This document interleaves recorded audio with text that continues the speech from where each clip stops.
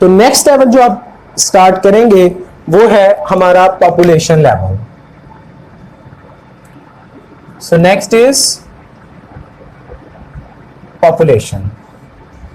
जब आपने पॉपुलेशन को डिफाइन करना है तो उसकी डेफिनेशन में फर्स्ट ऑफ ऑल आपको स्पीशीज का पता होना चाहिए। स्पीशीज क्या है, तो स्पीशीज में कैसे डिफाइन करेंगे हम स्पीशीज को, क्योंकि ये बुक से बाहर बात बता रहा हूं इसलिए मैं मेंशन कर रहा हूं। स्पीशीज क्या होती हैं? Species group of individuals,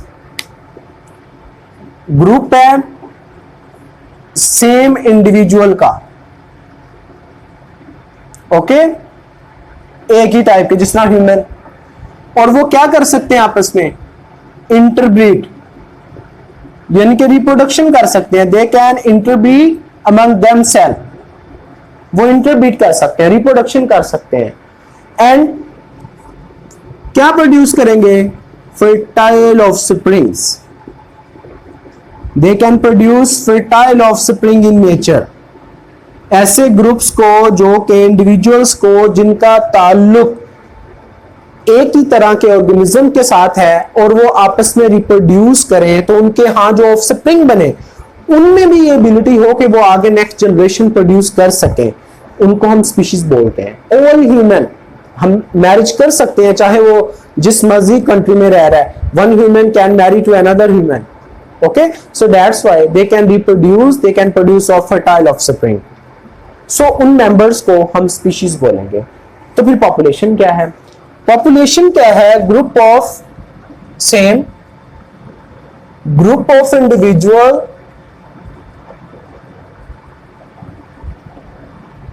belong to,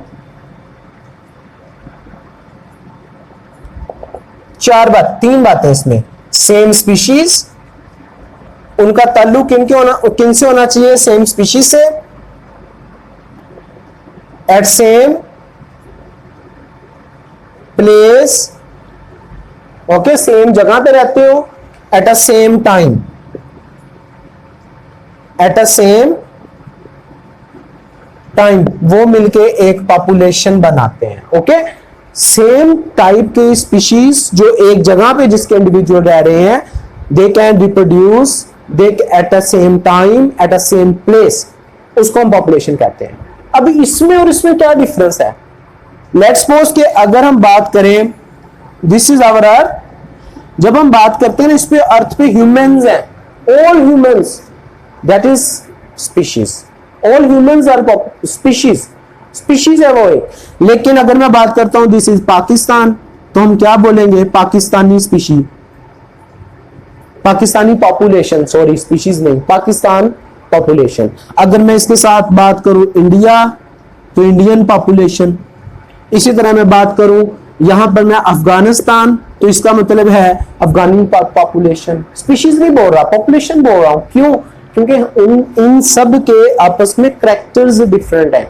Pakistani population में कुछ और है, इंडिया के कुछ और है लोगों में, अफगानियों के कुछ और हैं। इसी तरह अगर हम चले बियॉन्ड द सीन बात करें यूरोपियन पीपल की, यूरोप, तो यूरोपियन कंट्रीज की जब बात करते हैं, उनके लोग व्हाइट कलर के होते हैं, उनके हेयर्स सिल्वरी होते हैं या फिर उनके ब्राउनिश होते हैं, आईज उनकी ब्लूइश होती हैं। पॉपुलेशन पाकिस्तान की बात करें, गंदमी रंग है और स्मॉल मिडल उनका स्टेचर होता है और उनकी जो है ब्लैक आईज होती हैं। सो मैं क्यों डिफरेंशिएट कर रहा हूं? Because they belong to same species, although they are human, but characters are different from each other, that's why उसको हम पॉपुलेशन कहते हैं। और तमाम को पूरी living human they are species, but characters की बात, जो एक जगह पे at the same time individual रह रहे हैं, रिप्रोड्यूस कर सकते हैं, वो आगे सेम टाइम पे एक जगह पे रह रहे हैं, वो मिलके क्या बनाते हैं? पॉपुलेशन। सो इसकी एग्जांपल्स क्या होंगी फिर? पॉपुलेशन ऑफ अ कंट्री या फिर population of a city,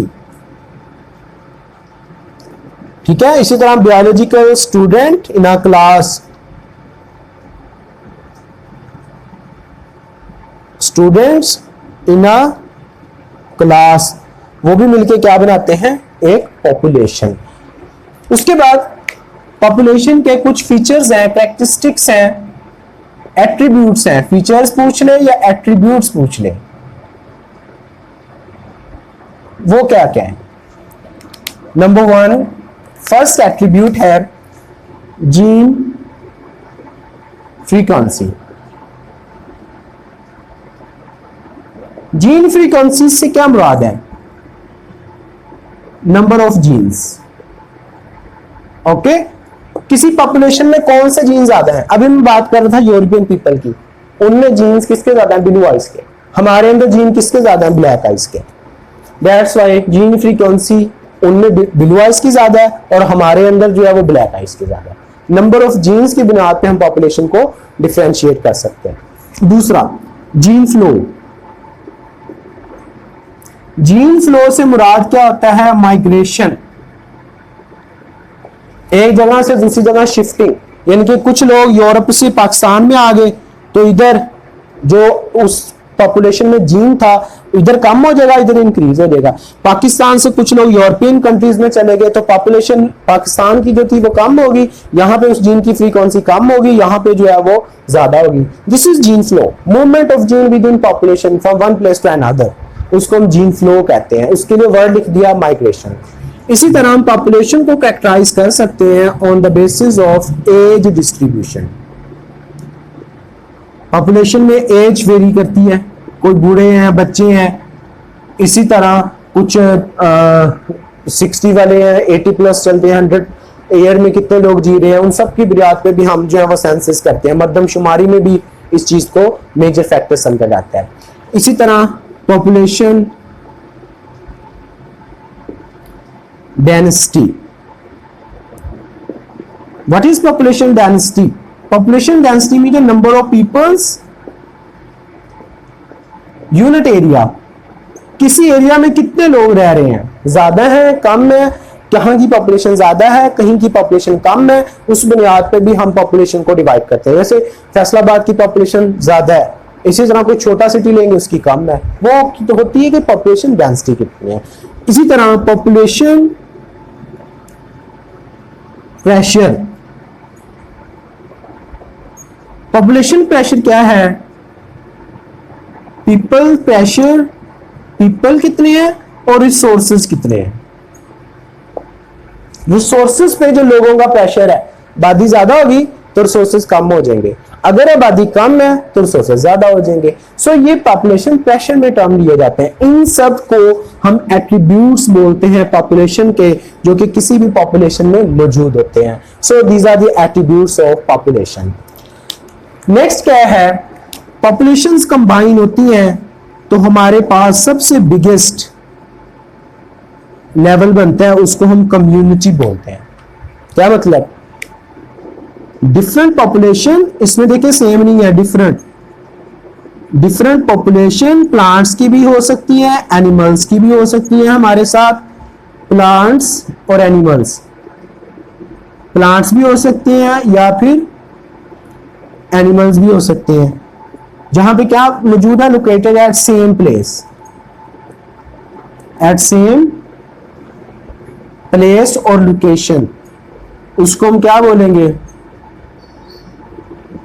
same place और हैबिटेट, उसको हम कम्युनिटी बोलेंगे। डिफरेंट स्पीशीज भी लिख सकते हैं, डिफरेंट पॉपुलेशंस भी लिख सकते हैं।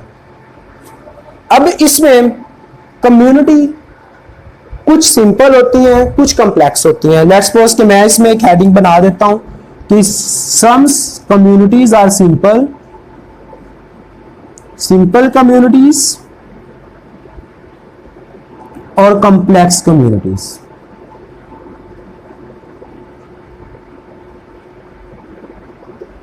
ओके, सिंपल कम्युनिटी में 1 और 2 और फ्यू पॉपुलेशंस, या इनके कम पॉपुलेशंस होंगी। जैसे कोई लकड़ी का बड़ा सा एक पीस गिर जाए, उसके नीचे चूंटियां और रैट्स रहना शुरू कर दे, वो सिंपल कम्युनिटी बन गई। लेकिन जो फॉरेस्ट है, फॉलन लोग, इनके लकड़ी का बड़ा गिरा हुआ जो पीस है, उसके नीचे चूंटियां भी हो सकती हैं, रैट्स भी हो सकती हैं, अर्थवर्म भी हो सकते हैं, वो सिंपल कम्युनिटी है। Few that consist of few populations. और जिसमें मैनी पॉपुलेशंस रहती हैं उसको हम कॉम्प्लेक्स कम्युनिटी बोलते हैं। लेट्स सपोज फॉरेस्ट, कितनी स्पीशीज है। लेकिन अगर इन्वायरमेंटल फैक्टर्स की बात करें, सिंपल कम्युनिटी में इन्वायरमेंटल फैक्टर्स का इफेक्ट ज्यादा होता है। क्योंकि वो चंद है, कोई चेंज आया, एक दो स्पीशीज मर गई तो पीछे क्या रह गया। That's why they have drastic effect. Drastic effect simple population को होता है, कॉम्प्लेक्स कम्युनिटीज को ड्रास्टिक इफेक्ट नहीं होता। Okay, and very last point of this topic is communities are dynamic collection of individual. This is short question. Why a species is dynamic collection of organism? इसका क्या मतलब है?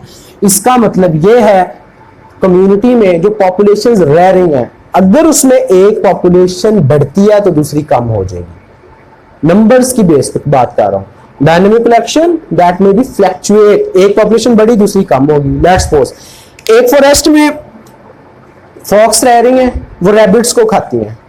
अगर किसी वजह से फॉक्स किसी डिजीज की वजह से, एनवायरमेंटल फैक्टर की वजह से मर जाएंगी तो उनका नंबर कम हो जाएगा, जो रैबिट्स हैं उनका नंबर इंक्रीज कर जाएगा।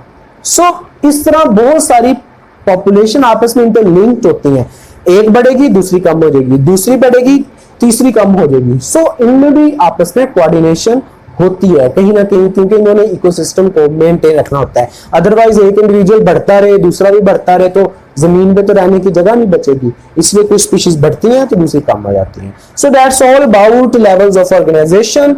नेक्स्ट लेक्चर में we will discuss about living bird in space as well as living bird in time.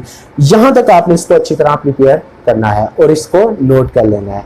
Okay, Allah Hafiz.